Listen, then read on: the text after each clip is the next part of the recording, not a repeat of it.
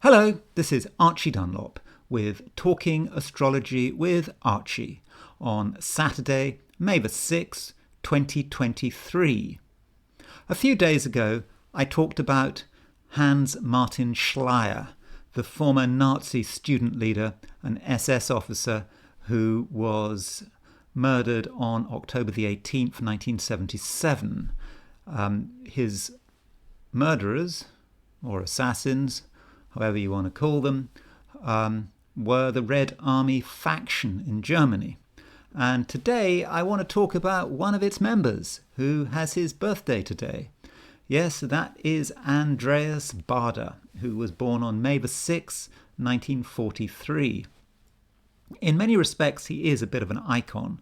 You know, he is the face of the terrorism that was such a major force in German politics and society in the 1970s. And I think he was iconic. You know, he liked fast cars. I suppose in his own way he was quite an attractive person. And some people might even regard him as a role model. I don't know. But he lived a fast and furious life, and he died young, as one might expect. So we'll be looking at his chart now. So here we go. There he is, Andreas Baader.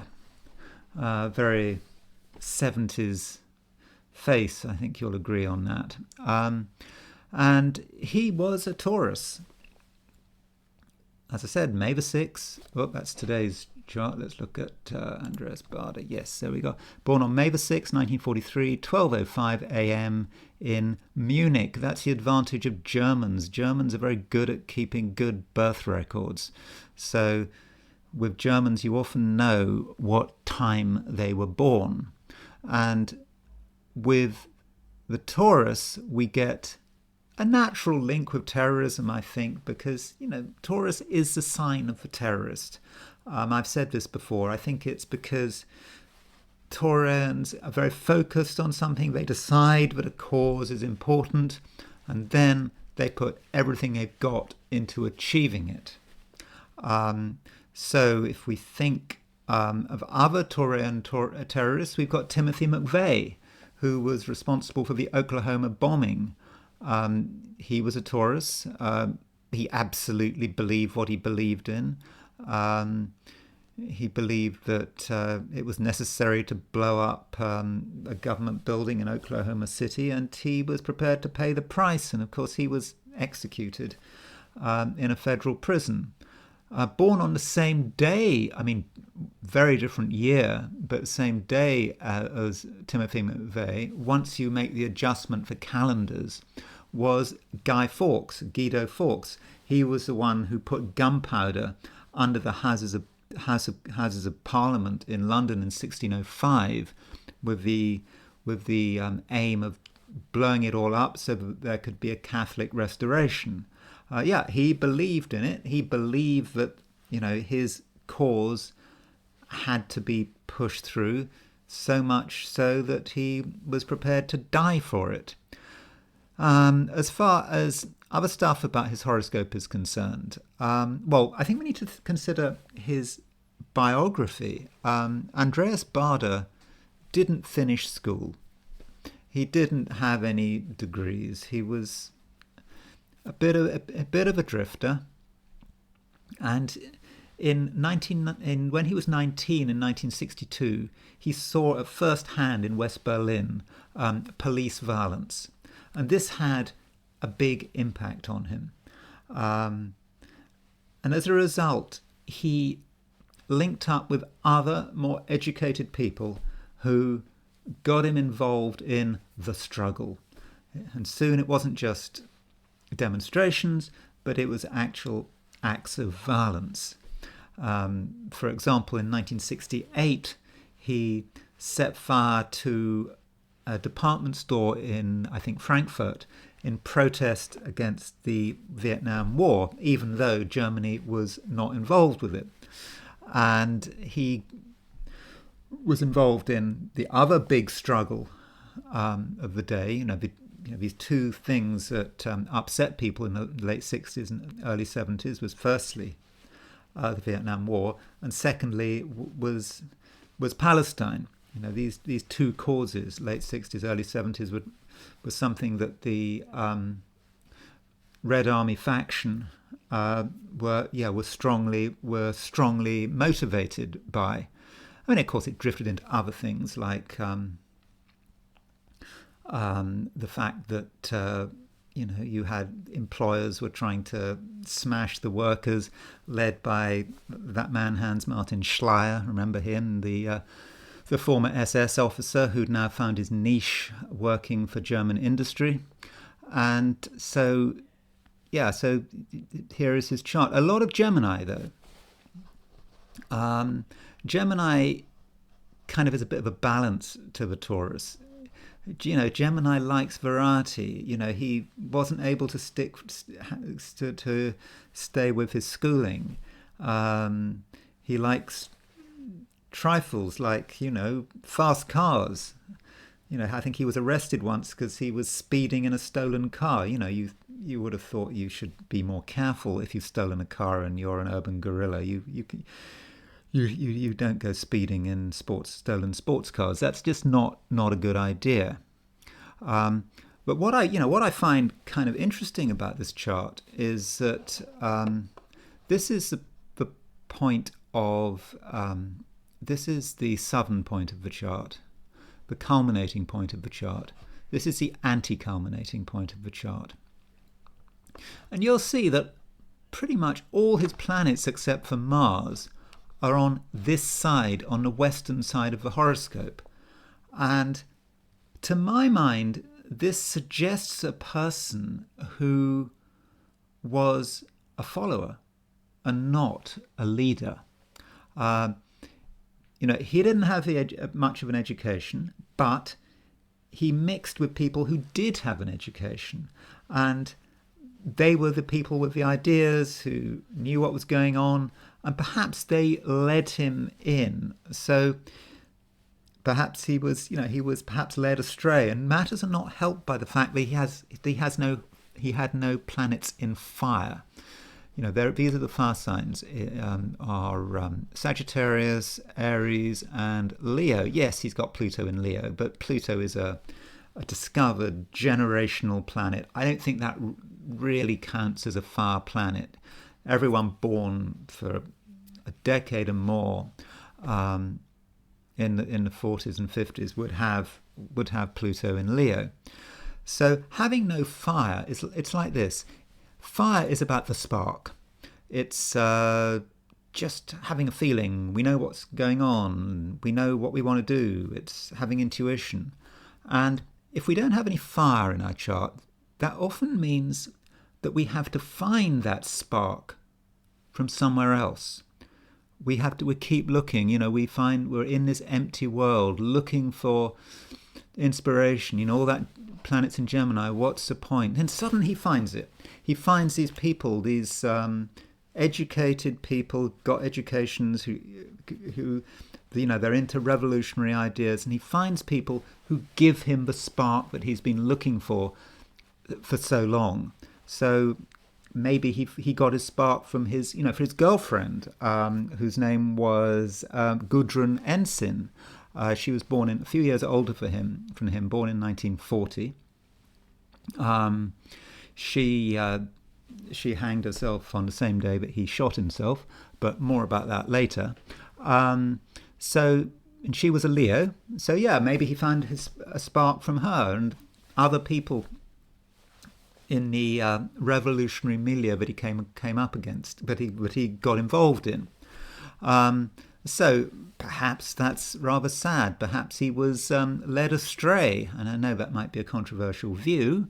I can't fully back it up because I haven't read a biography of it. I've read very brief accounts of his life.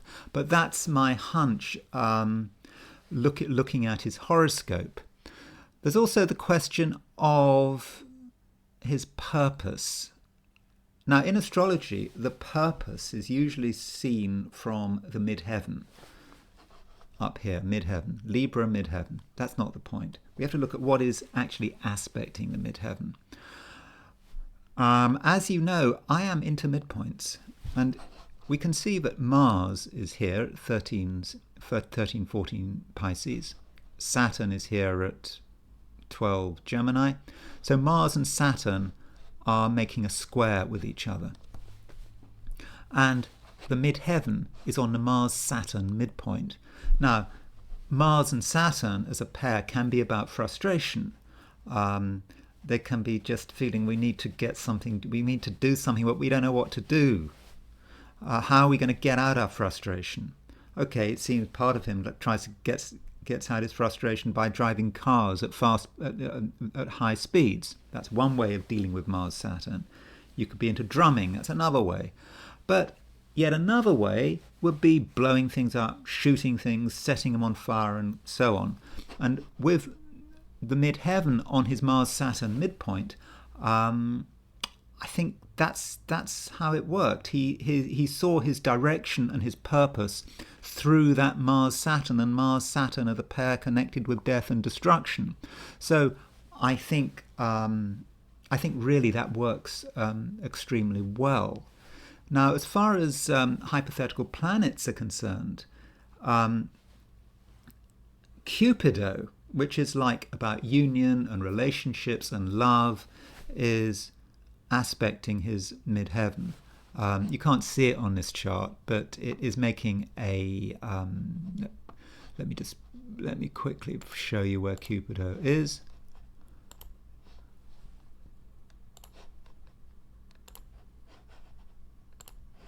There's Cupido. It's like sort of halfway between Jupiter and Venus. And you can see that Cupido is making a 45-degree aspect to his midheaven. And he has got Cupido also on the Mars-Saturn midpoint. And I kind of see that as being perhaps about his associations, particularly with his girlfriend Gudrun Ensign, and maybe to a lesser extent with Ulrike Meinhof. He's really associated with her, and she helped spring him from, I don't know, he went to a library, the prison took him somewhere because he wanted to do some research, and that was the point where I think Ulrike Meinhof was involved in that. So she was a journalist, and before she became a terrorist, and so he is strongly associated with her.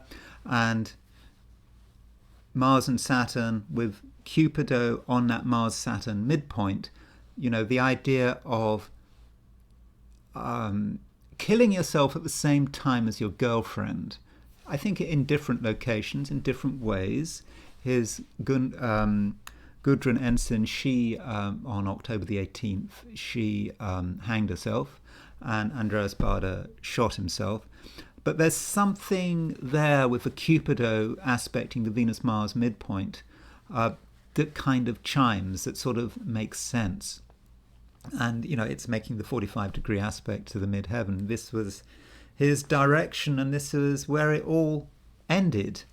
And October the 18th, 1977, when he committed suicide, was the same day that that former SS officer Hans-Martin Schleyer was killed by the Red Army faction. They'd kidnapped him on September the 5th.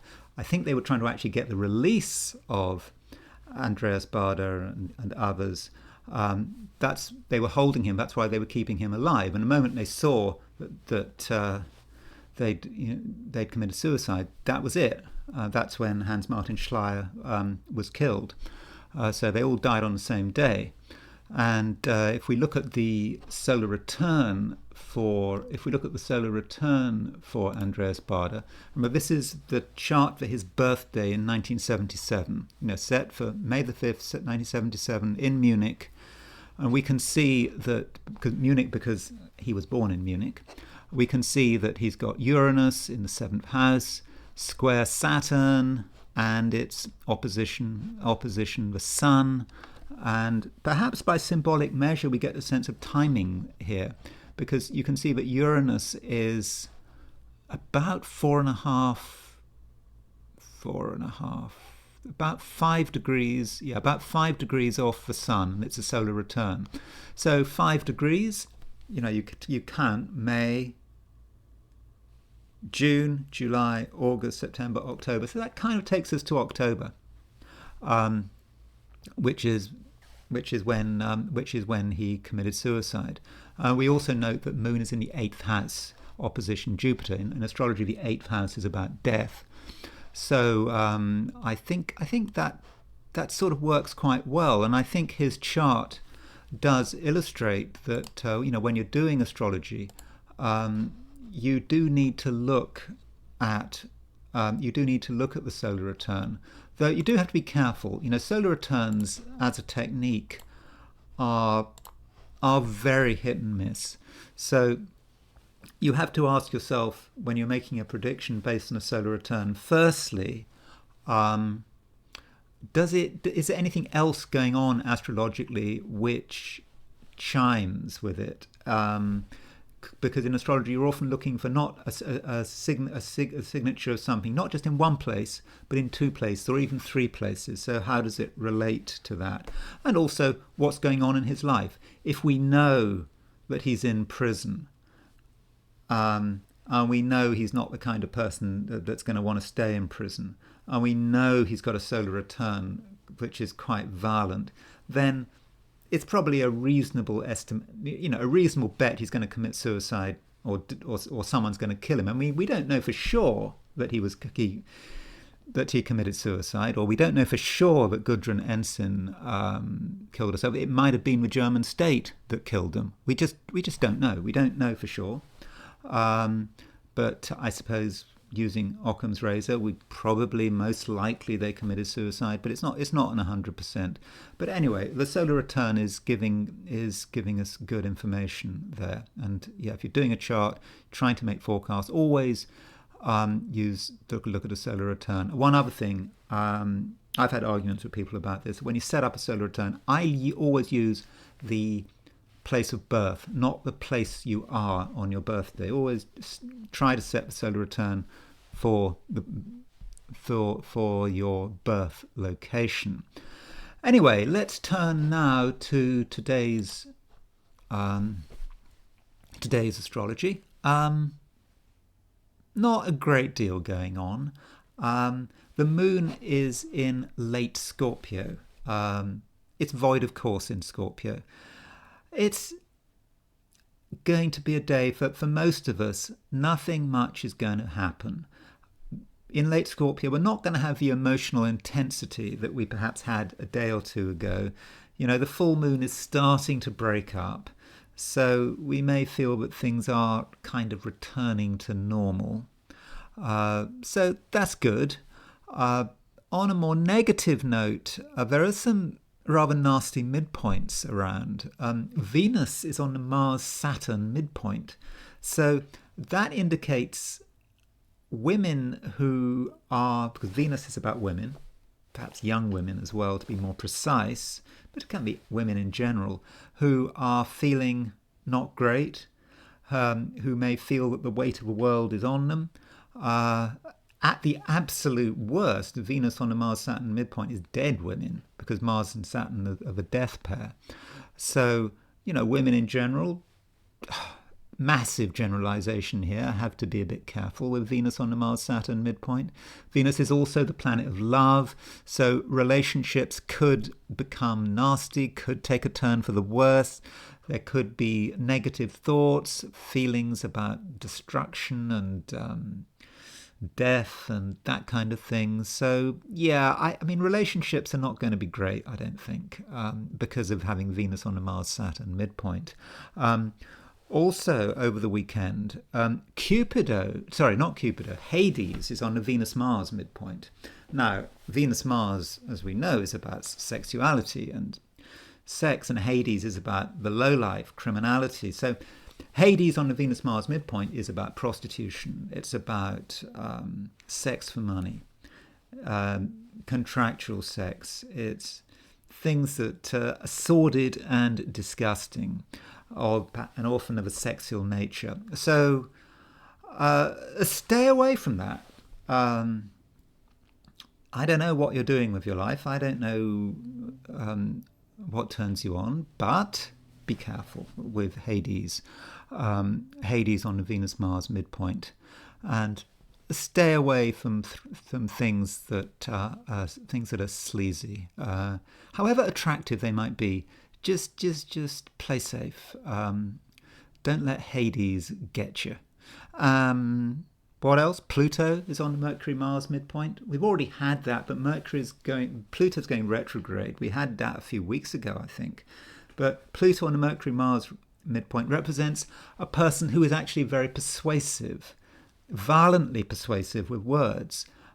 Be careful. So if someone is telling you to do something and seems to have strong arguments, yeah, they might be very compelling, but don't allow yourself to be bullied.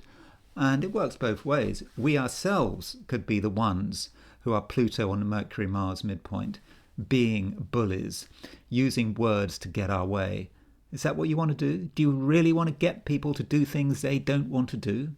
Okay, maybe it's an emergency. Maybe it's really necessary that people need to do things your way.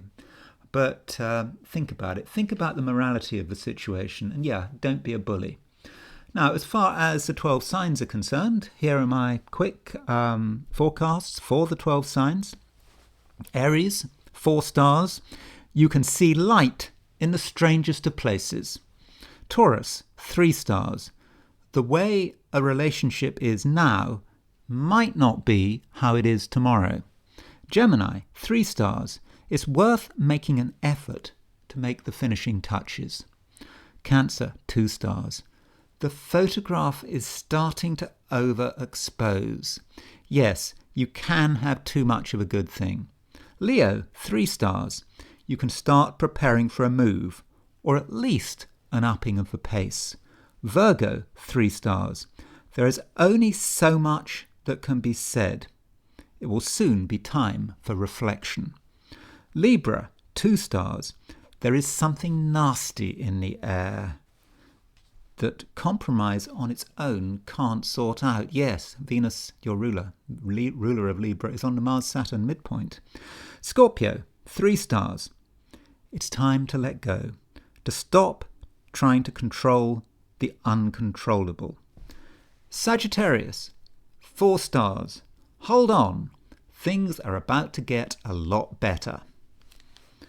Capricorn, 3 stars. It doesn't matter quite as much as you think it does. Aquarius, 3 stars. Being successful isn't enough. You need a sense of meaning. And finally, Pisces, 3 stars.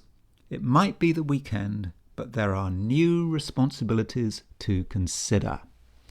I will now turn to the I Ching, and I've already cast the coins, and the first hexagram I got was hexagram number 61, Inner Truth. We're starting to think about what is right and what is wrong. We're getting to the truth of the matter. And in fact, we are ready to tell people about the truth of the matter. We can see it now. Maybe because of the full moon, you saw it. Now it's ready to you're ready to discuss the matter. You're ready to tell people what is true. But it's up to them whether they believe you. Some people, the people who are worth bothering with, will listen to you. Others will ignore you. Don't take it to heart. Yes, you can shout, you can tell people what's true, but they won't necessarily listen to you. Don't worry. Focus on the people who will listen to you. And once you've done the job, the hexagram shifts. 61 moves to hexagram number 11, which is peace. And that's great. We've done our job. We've tried our hardest. And by the end of the day, we can relax and feel at one with the world. Anyway, that's all I'm going to say for today, and I will talk to you tomorrow.